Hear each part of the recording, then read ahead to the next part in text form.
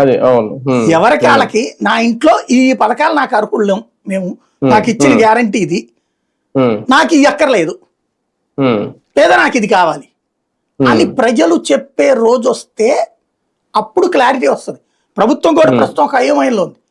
అన్ని ఇచ్చినోని ఓడగొట్టప్పుడు మనం ఎందుకు ఇవ్వాలి, అది వద్దు అనుకుంటున్నారు జనం అనేటటువంటి ఫీలింగ్ లో ఉంది ప్రభుత్వం. అందుకే ధైర్యం చేసింది ఫస్ట్ ఏడాది ఏమీ ఇవ్వకుండా. ఇప్పుడు అవసరమైన వరకే ఇస్తున్నామని చెప్తున్నారు. అందుకే తెలుగు వందనం అవసరం కాబట్టి ఇచ్చాం, పెన్షన్ అర్జెంట్ అవసరం కాబట్టి ఇచ్చాం, గ్యాస్ అవసరం కాబట్టి ఇచ్చాం, మిగతా నిదానంగా ఇద్దాం అనేటువంటి రూట్లో ఉన్నారు.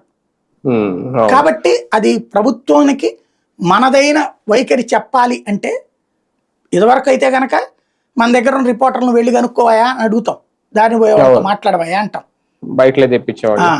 ఇప్పుడు అవకాశం లేదు కాబట్టి ఇది కాన్సెప్ట్ అని నా ఫీలింగ్.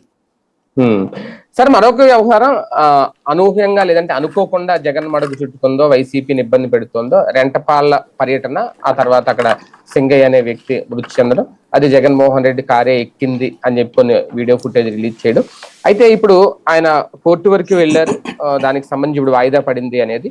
అదే నేపథ్యంలో ఇందులో చాలా అంశాలు తెర మీదకి వచ్చినాయి. ఈ ఘటన కారణంగా జగన్ కి మేము భద్రత కల్పిస్తున్నాం, అంతమంది పోలీసులు పెట్టాం, ఎంతమంది పోలీసులు పెట్టాం, రోప్ టీంని పెట్టాం, మొత్తం ఏ పర్యటనకి ఎక్కడ మొత్తం అంతా లెక్క చెప్పారు. కానీ నిన్న చూస్తే వీళ్ళందరూ గవర్నర్ దగ్గరికి వెళ్ళి అసలు Z+ సెక్యూరిటీయే లేదు, అసలు Z+ భద్రత లేదు, అదంతా పేపర్లకే పరిమితం అవుతుంది కానీ రియల్ గా అయితే అక్కడ లేదు అనేది వీళ్ళు చెప్పిన మాట. అంటే ఏం జరుగుతుంది అనుకోవాలి, ఎటు నుంచి తీసుకెళ్తున్నారు, ఎటు మలుపులు తిరుగుతోంది ఇది?